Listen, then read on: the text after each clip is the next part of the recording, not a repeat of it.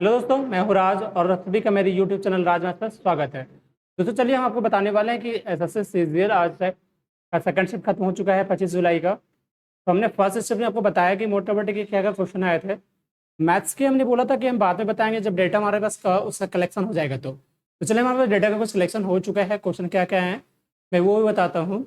एक कमेंट आई थी कि सर मतलब क्वेश्चन बहुत टफ था, फिर मैंने कहा था यार क्वेश्चन ठीक ठाक था, उतने भी टफ नहीं थे। तो उसने कहा आप खुद जाकर देखो दो फिर बताना, ठीक है। तो देखो ये सब बातें स्टूडेंट्स हैं, चलो ठीक है, बट अगर हम लोग अगर पढ़ा रहे हैं तो हम लोग को कुछ तो अनुभव होगा ना, आइडिया तो होगा कि क्वेश्चन का लेवल क्या हो जाता है, कैसे हो जाता है।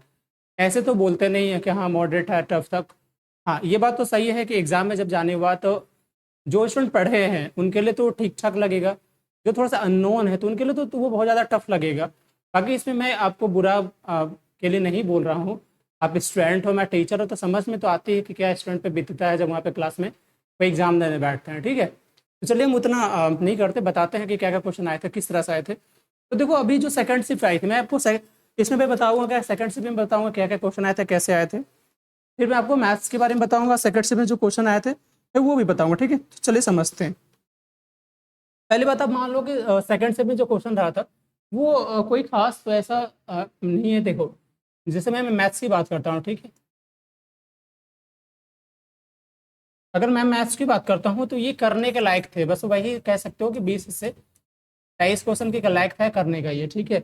जहाँ पे प्रॉफिट एंड लॉस से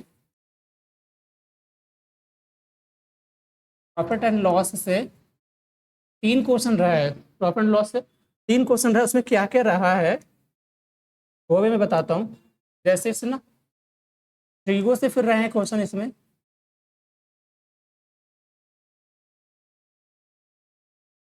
ट्रिगोनोमेट्री से 2-3 क्वेश्चन रहे हैं। प्रॉफिट लॉस से जो क्वेश्चन रहा है ना वो क्वेश्चन रहा है सक्सेसिव सक्सेसिव डिस्काउंट से क्वेश्चन रहा है, ठीक है। और फिर देखो इसलिए मैं थोड़ा सा हड़बड़ा के नहीं डालता, जब मुझे पता चलता तो ही मैं डालता हूँ। फिर जो क्वेश्चन रहा है इसमें रेशियो बेस्ड रहा है प्रॉफिट लॉस से, ठीक है। ऐसे कुछ क्वेश्चन रहा है जो बताया गया है, ठीक है। इंग्लिश में अगर देखा जाए तो स्ट्रेस बताया गया है कि सर क्लोज स्ट्रेस के बारे में बताया था, ठीक है। फिर क्वेश्चन वो रहे हैं जैसे पी क्यू आर एस से रहा है, फिर आपका एंटोसाइनो रहा है, ठीक है। रीजनिंग की बात की जाए तो रीजनिंग में भी कोई खास उसका सा नहीं रहा, रीजनिंग भी ठीक ठाक क्वेश्चन रहे हैं, ठीक है। जीके जिसकी बात की जाए तो क्या क्या पूछा गया, ठीक है। जीके जिसमें जो क्वेश्चन रहे हैं वो क्या लेवल का रहा है, वो क्या क्या रहा है, उसमें से एक पूछा गया था राउत डांस,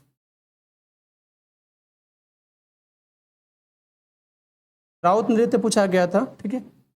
एक पूछा गया था कि जो खेलो यूनिवर्सिटी था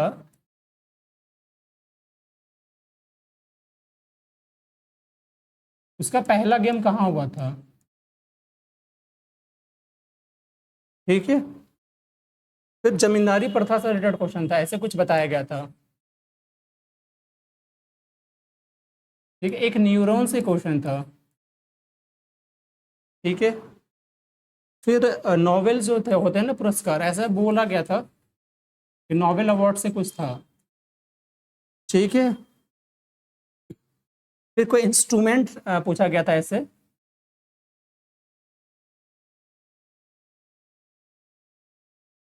ये पूछा गया था संतूर जो वादक होता है ना उसमें से,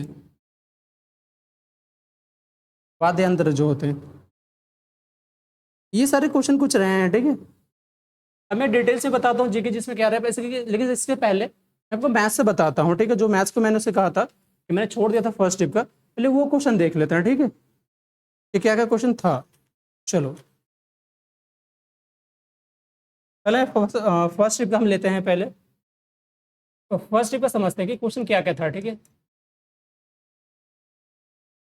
एक क्वेश्चन था फर्स्ट टिप का, वो क्वेश्चन कुछ इस तरह से था, देखो। एक बोला गया था कि ये किसका मतलब सूत्र है, डायरेक्टली सूत्र पूछा था, वो सूत्र क्या था ये बताते हैं हम। सूत्र था थीटा बटा 360 गुना पाई डी था। ठीक है, ये पूछा था डायरेक्टली किसका सूत्र होता है, तो ठीक है आइए मैं समझता हूँ और समझाता हूँ मैं किसका सूत्र होता है ये। देखो, आप कोई वृत्त लेते हैं ना, ठीक है, तो अगर वृत्त में अगर मान लीजिए आपसे वृत्त में ये पूछा जाए, देखो ये जैसे मान लो ये एक दिया गया, ठीक है, कोई एंगल पे बना हुआ, ठीक है, अरे पूछा ये लंबाई क्या है, ये होती है चाप की लंबाई, ठीक है, ये होती है चाप की लंबाई। और चाप की लंबाई कैसे निकाला जाता है वो मैं बता देता हूँ, देखो। अच्छा, ये पूरी जो होगी वृत्त की तो परिधि कहलाएगी, ठीक है, वो परिधि क्या होता है 2 पाई होता है ना। अब मान लो ये पूरा ना पूछ रहे, सिर्फ यहाँ तक पूछा है, तो पूरा क्या होता है 360 डिग्री बराबर होता है। और ये जो एंगल होगा उससे कट जाएगा, तब इसको क्या करोगे, बोलोगे थीटा बाई 360 हो गया और बाय 2 पाई, यानी इसकी लंबाई निकल गई, ठीक है, ये हो गया। इसको आप ऐसे लिख सकते हो कि नहीं लिख सकते हो, थीटा बाई 360 गुना पाई और 2r को आप डी लिख सकते हो कि नहीं लिख सकते हो, यानी ये हो गया आपका। ये सूत्र डायरेक्ट पूछा था चाप की लंबाई का। ये पहला क्वेश्चन रहा, ठीक है। देखो और क्वेश्चन क्या रहे, एक क्वेश्चन रहा है आपका, जैसे प्रिंसिपल रहा है, ठीक है, कोई मूलधन है, रेट आपका 12.5% था और टाइम जो आपका 6 वर्ष था, ठीक है, ठीक है। और जो पूछा क्वेश्चन क्या था मैं बता देता हूँ, मैं क्वेश्चन सामने क्वेश्चन में आपको पीडीएफ डाल दूंगा, ठीक है, जैसे हमने कल डाला था। बोला था कि 12.5% की दर से 6 साल में कोई जो ऐसा साधारण ब्याज है ना, वो मूलधन से इतना रुपये कम हो जाता है, कितना है भाई, 13,500 रुपया।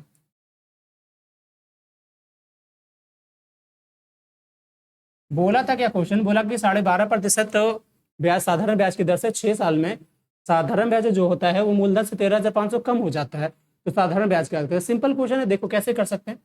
अगर मैं इसको मल्टीपल करता हूँ तो 12×6 = 72, 75% हो जाता है, ठीक है, 75% हो जाता है भाई, है ना। इसका मतलब क्या हुआ कि इसको आप करोगे तो 75/100 हो जाएगा।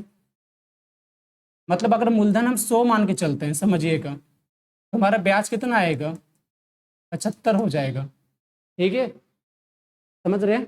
उसमें बोल रहा है, अच्छा कमी दोनों में कितनी हो जाएगी, कमी हो जाएगी कितनी, 25 की, ठीक है, ऐसे कर सकते हो। 25 की वैल्यू कितना है, 13,500 है। आप या तो ऐसे लिख सकते हैं कि इसकी वैल्यू 13,500 है, तो पूछा था ऐसे SI, इसकी वैल्यू पूछ रहा है, ठीक है। तो मान लो 25 की वैल्यू जो भी है, इसका 3 गुना, तो इससे 3 से गुना कर दीजिए, बस कुछ नहीं करना था। तो 35 थी 105, तो 3 1 3 1 4 हो गया, यानी होगी 40,500 से आंसर हो जाएगी, ठीक है, 40,500। ये सेकंड क्वेश्चन रहा, ठीक है।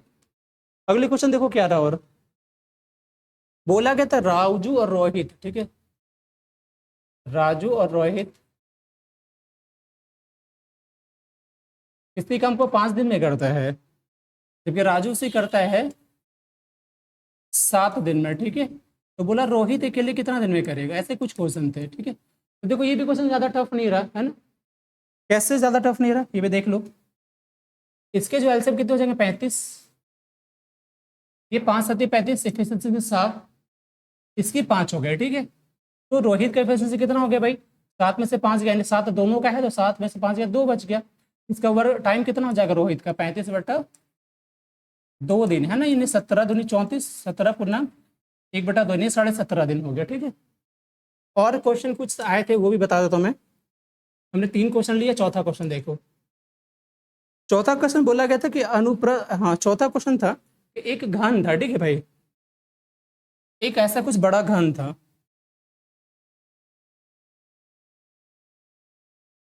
मतलब ऐसा पूछा गया था एक बड़ा घन था कोई, ठीक है, इसको 3 छोटे छोटे घनों में काटा गया है, ठीक है,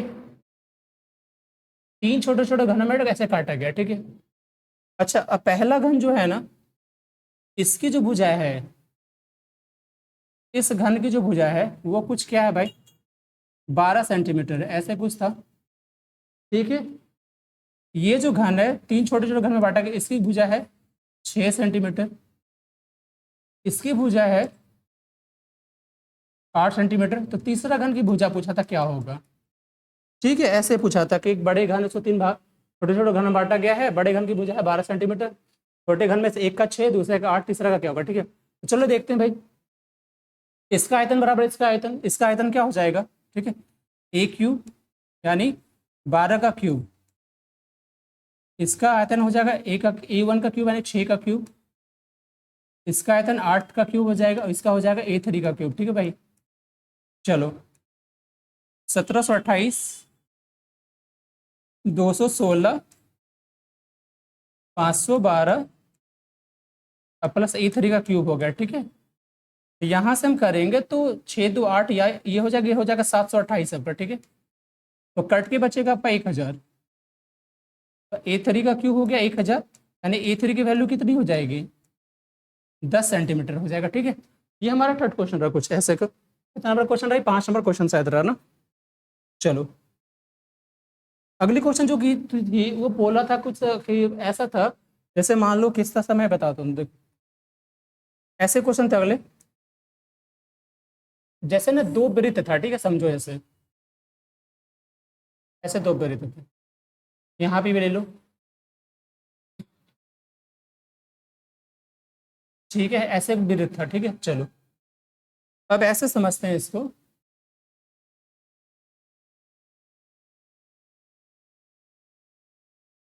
तरह से ठीक है,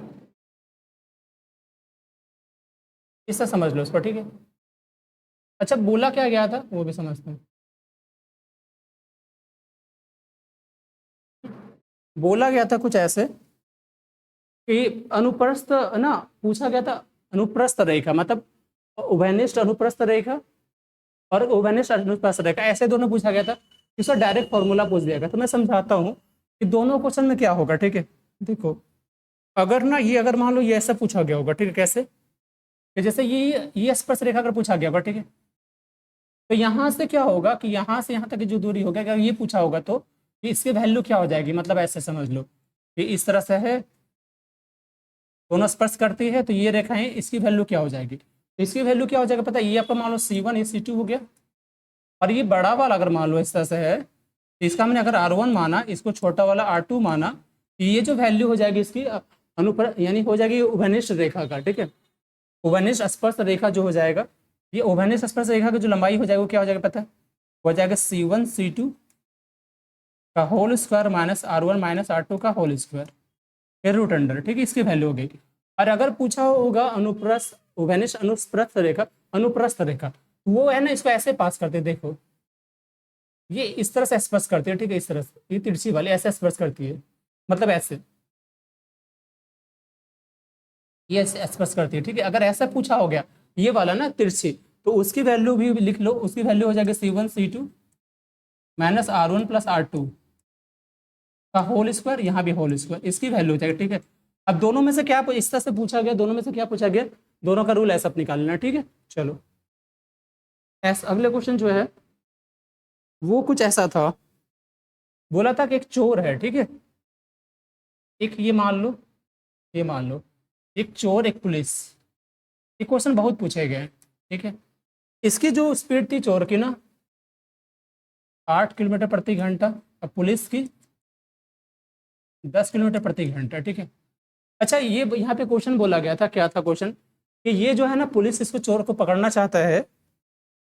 ठीक है, ऐसे कुछ क्वेश्चन था कि पुलिस चोर को पकड़ना चाहता है, जब तक पुलिस पकड़ेगा तब तक चोर ना कितनी दूरी चल चुका हुआ, ऐसा कुछ क्वेश्चन था। ठीक है, तो ये अच्छा मान लो इसका जो डेटा था बीच का वह एक्यूरेट याद नहीं था, तो मान लो चलो ऐसे क्वेश्चन था, ये 8-10 से याद था, इसका डेटा एक्यूरेट याद नहीं था, चलो मान लेते हैं कुछ भी। तो यहाँ मान लो ये पकड़ाता है, ठीक है, और इस दोनों के बीच की दूरी 500 मीटर मान लेते हैं। आप समझ ही जाओगे अगर ये क्लियर है, ये सब क्लियर नहीं है तो यहाँ पे क्या होता है, टाइम इक्वल है ना, तो क्या हो जाएगा स्पीड का रेशियो जो होगा वो किसका रेशियो बराबर होगा, डिस्टेंस का रेशियो का, एंड डिस्टेंस का रेशियो स्पीड का रेशियो बराबर हो जाएगा। ठीक है, स्पीड कितना है 10 8 है। ठीक है, तो कट के हो जाएगा कितना हमारा 5 4, और ये जो एक है उसकी वैल्यू 500 मीटर। तो हम किसका निकाल रहे हैं, चोर का। एक की वैल्यू 500 है तो 4 की वैल्यू कितनी होगी 2000 मीटर। अगर ऐसा वो पूछा यानी डिस्टेंस अगर 500 दिया तो 2000 होगा, अगर डिस्टेंस कुछ और होगा तो वहां पे आपके अकॉर्डिंग चेंज हो जाएगा। ठीक है, चलो नेक्स्ट क्वेश्चन।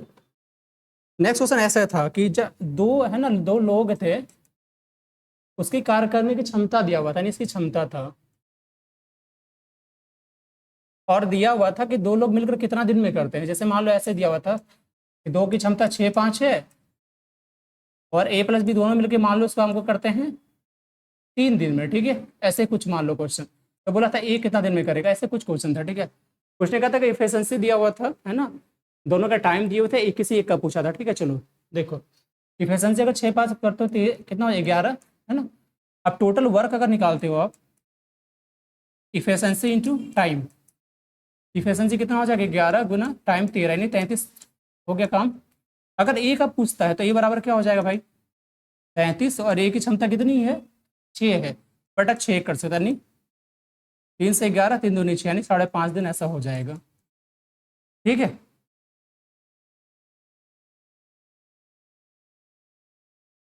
स्टूडेंट बोले कि बहुत टफ आ रहा है सेशन, ठीक है। तो टफ आ रहा है तो मतलब हम क्या कह सकते हैं, आपको मैंने बता दिया कि क्या क्या क्वेश्चन रहे थे। हो सकता है कुछ डेटा, देखो एक क्वेश्चन कुछ ऐसा बोला गया था कि ऐसे था x² -15x +1 बराबर 0, ऐसा कुछ था, ठीक है। और इसमें मान लो कि बोला कि इसकी समझ में नहीं आ रहा था क्वेश्चन क्या थे, वो बोला था नहीं पता मुझे। जैसे मान लो ऐसे, अगर ऐसे कुछ क्वेश्चन रहेगा तो फिलहाल तो हम नहीं बता सकते, क्योंकि इसके बाद कुछ अगर होगा डेटा तभी हम कर सकते हैं, ठीक है। लेकिन अगर मान लो इससे से ये दिया होता, इसका क्या हो जाएगा वैल्यू, देखो x² रख सकते हैं +1 और 15x, ठीक है। यहाँ से x कॉमन ले लेंगे तो बचेगा x + 1/x बराबर 15 हो जाएगा यहाँ से। अब यहाँ से जो होगा हम इसे पुट कर सकते थे, ठीक है। चलो अगली क्वेश्चन देखते हैं। अगली क्वेश्चन एक क्वेश्चन था, वो कुछ इस तरह से, जैसे बोला गया था 19 लोग ना, 19 छात्र का जो औसत है 65 है, और 20 छात्र का औसत 67 है, ऐसे कुछ कहा था कि 19 लोग का जो एवरेज था वो 65, और 20 लोग का टोटल 67। तो बोला एक ना कोई व्यक्ति जो है 20वीं पारी में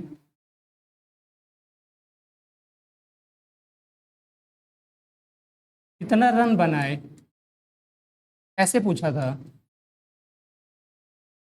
मतलब बोल रहा था कि 19 पारी में कोई जो है टोटल 65 के हिसाब से औसत बनाता है रन, तो 20वीं पारी में कितना रन वो बनाए, अगर टोटल 20 पारी में रन का जो संख्या जो औसत है वो 67 हो जाएगा। नहीं, हमसे पूछा था 20वीं पारी का रन, ठीक है। तो हम आराम से इसको कर सकते हैं ऐसे, देखो हम ऐसे लिख सकते हैं 20वीं पारी बराबर क्या हो जाएगा, टोटल 20 पारी का कितना है, 20 गुना 67 हो गया, और 19 पारी का कितना है, 19 का 65। इसको सॉल्व करेंगे ना तो 105 रन आएगा। और कैसे कर सकते हैं वो भी देख लीजिए दूसरे तरीके से।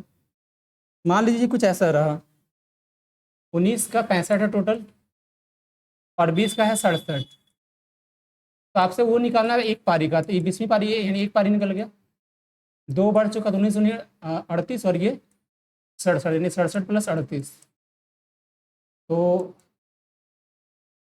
यानी 105 रन आ जाएगी दोनों तरीके से, ठीक है। चलो और क्वेश्चन क्या थी, एक क्वेश्चन और मैं समझाता हूँ। क्वेश्चन था ऐसे बोला गया था कि साइन अल्फा का मान दिया होता है 1/2, ठीक, और कॉट बीटा का मान ऐसे दिया होता है 1, ठीक है। और शायद कुछ ऐसा क्वेश्चन था, sine alpha plus beta minus cos alpha plus beta, इसकी वैल्यू पूछा था, ठीक है। तो अगर ऐसे क्वेश्चन है तो भी हम इजिली कर सकते हैं, कोई टफ नहीं रहा। देखो कैसे, क्वेश्चन देखो, क्वेश्चन 100% सही है, ठीक है। क्वेश्चन 100% मैं बता रहा हूँ, आपने पेपर दिया था 100% सही है। हाँ कुछ डेटा वगैरह जैसे मिस हो जाता है ना, कभी कभी याद नहीं, तो उस वजह से कुछ डेटा का मैं गारंटी नहीं ले सकता, बट क्वेश्चन सही है सबके। आपने पेपर दिया होगा तो आप इसे जान पाएंगे कि किस क्वेश्चन है कि नहीं, ठीक है। साइन अल्फा बराबर 1/2 होता है, पता है आपको कि साइन ये 30 डिग्री का मान होता है ना। तो अल्फा बराबर कितना हो गया हमारा, 30 डिग्री, ठीक है। कॉट बीटा में ये होता है कॉट 45 डिग्री का, तो बीटा का मान कितना हो जाएगा हमारा, 45 डिग्री, ठीक है। अब मान लो यहाँ पे इसको तोड़ते हैं तो क्या हो जाएगा हमारा, sine alpha cos beta plus cos alpha और साइन बीटा, ठीक है। और यहाँ पे माइनस तोड़ोगे तो इसको हो जाएगा ये cos alpha cos beta minus sine alpha और साइन बीटा, ठीक है। चलिए पुट कर दीजिए। साइन अल्फा का मान कितना 1/2 है, बैठा दो, ठीक है।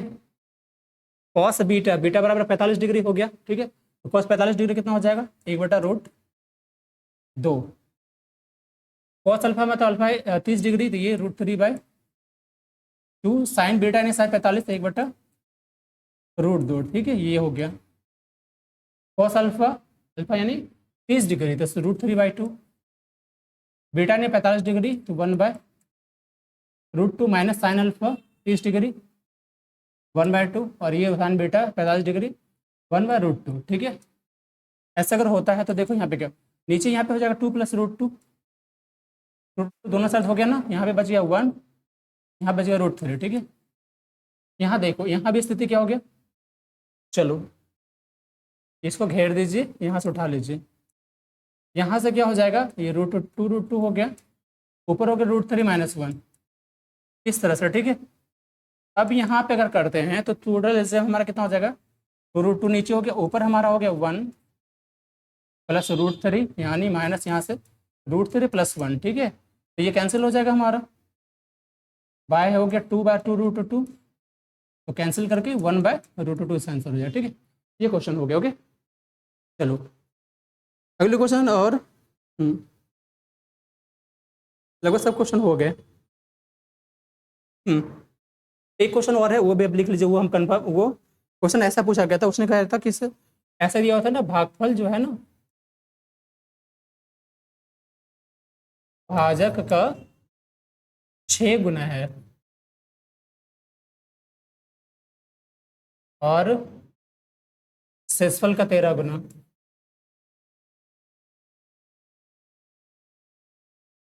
शेषफल का 13 गुना। तो अब यहाँ पे हम ये ना क्लियर नहीं कर सकते, इस क्वेश्चन को हम नहीं बता सकते पूरी तरह से। इसलिए नहीं बता सकते कि अगर भागफल जो है भाजक का 6 गुना है और शेषफल का 13 गुना, तो कुछ तो होना चाहिए ना भाई। अगर मान लो भागफल को भाजक गुना रख लेते हैं 6 गुना, ठीक है, और शेषफल का, तो भागफल का तो मान होगा, ठीक है।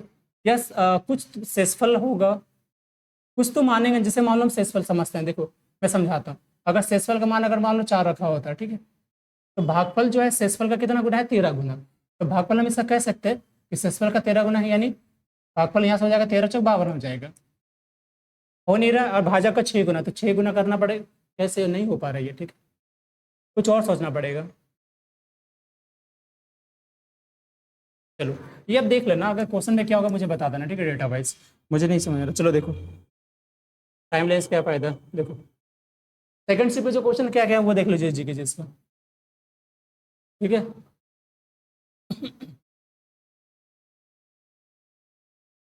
चलो देखो, ये फर्स्ट नहीं सेकंड शिफ्ट का,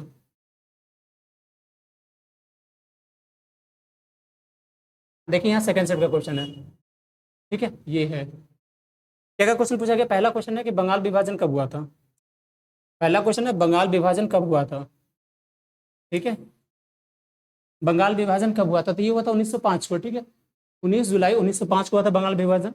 और किस कैसे हुआ था, तो बंगाल का विभाजन 16 अक्टूबर 1905 को किया गया था, जिसके परिणाम स्वरूप बंगाल का विभाजन पूर्वी बंगाल और पश्चिमी बंगाल के रूप में हुआ था, ठीक है।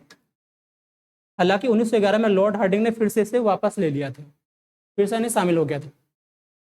और 1911 में जो ब्रिटिश भारत की राजधानी को कोलकाता से दिल्ली भी बना दिया गया था। 1857 में भारतीय सिपाही का विद्रोह हुआ था, ठीक है, बैरकपुर से। 1919 में खिलाफत आंदोलन, 30 में नमक मार्च। क्वेश्चन आए थे अनुच्छेद 365 किससे संबंधित है, जब भी कोई राज्य केंद्र से किसी भी दिशा का पालन न करने या उसका पालन न करने में विफल हो जाए, ठीक है, तो यह कानून बनाया जाएगा, माना जाएगा कि राज्य की सरकार संविधान के प्रावधान के अनुसार नहीं चल सकते, ठीक है। ये 365 कहता है। एक आया था 1793 में जब अस्थायी बंदोबस्त लागू किया गया, तब बंगाल का गवर्नर जनरल कौन था, वो था लॉर्ड कॉर्नवालिस। कौन था, लॉर्ड कॉर्नवालिस, ठीक है। 1793 में जब अस्थायी बंदोबस्त लागू किया गया तब लॉर्ड कॉर्नवालिस बंगाल के गवर्नर जनरल थे, ठीक है। लॉर्ड कॉर्नवालिस उसका जो रहा क्या क्या, चलो, उन्हें भारत में सिविल सेवा के जनक के रूप में जाना जाता है। उन्होंने जिला न्यायाधीशों का पद सृजित किया। तीसरा आंग्ल मैसूर युद्ध और श्रीपट्टनम की संधि हुई थी उसी वक्त। फिर था 1793 में कानूनों को संहिताबद्ध करने वाले प्रथम व्यक्ति थे, ठीक है, कौन, वारिंग हेस्टिंग्स। बंगाल के पहले गवर्नर जनरल भी कहलाए ये। उन्होंने प्रशासन की दोहरी प्रणाली को समाप्त कर दिया। 1773 में, ठीक है, इजारेदारी प्रथा की शुरू हुई। 1773 का रेगुलेटिंग एक्ट और 1784 का पिट्स इंडिया एक्ट हुआ, ठीक है। 1774 में रोहिल्ला युद्ध भी हुआ था। उन्होंने कलकत्ता में सर्वोच्च न्यायालय का स्थापना की और बंगाल की एशियाटिक सोसाइटी का स्थापना की है, ठीक है। अगला क्वेश्चन था भारत के अटॉर्नी जनरल की नियुक्ति कौन करता है, तो ये करता है राष्ट्रपति। उस बाद क्वेश्चन था इसे बताया मैंने कि पहला खेलो यूनिवर्सिटी खेल कहाँ आयोजित हुआ था, ये हुआ था ओडिशा में, ठीक है। 21 जनवरी 2018 को प्रधानमंत्री नरेंद्र मोदी ने नई दिल्ली में इंदिरा गांधी एरिना में खेलो इंडिया यूथ गेम्स के पहले संसद का अनावरण किया था। अगले हमने क्वेश्चन बताया राउत नाचा, तो राउत नाचा है छत्तीसगढ़ में, ठीक है। दिवाली त्यौहार के बाद देव उठनी एकादशी के दौरान ये मनाया जाता है। एक क्वेश्चन है तो विश्वनाथन आनंद के बाद दूसरा ग्रैंड मास्टर कौन रहा, ये रहा दिव्येंदु बरुआ, ठीक है दोस्तों। चलिए ये मैं आपको पीडीएफ डाल दूंगा सामने, आप सारे फिर से देख लेना, ठीक है। तो चलिए ये हमारे रहे सेकंड शिफ्ट के, इसमें मैंने मैथ्स के भी क्वेश्चन बता दिए फर्स्ट शिफ्ट के। सेकंड शिफ्ट में फिर से मैथ्स से मेरे पास क्वेश्चन आता है तो मैं उसको भी फिर से बता दूंगा, ठीक है। मिलते हैं नेक्स्ट वीडियो में, तब तक के लिए बाय बाय, थैंक यू।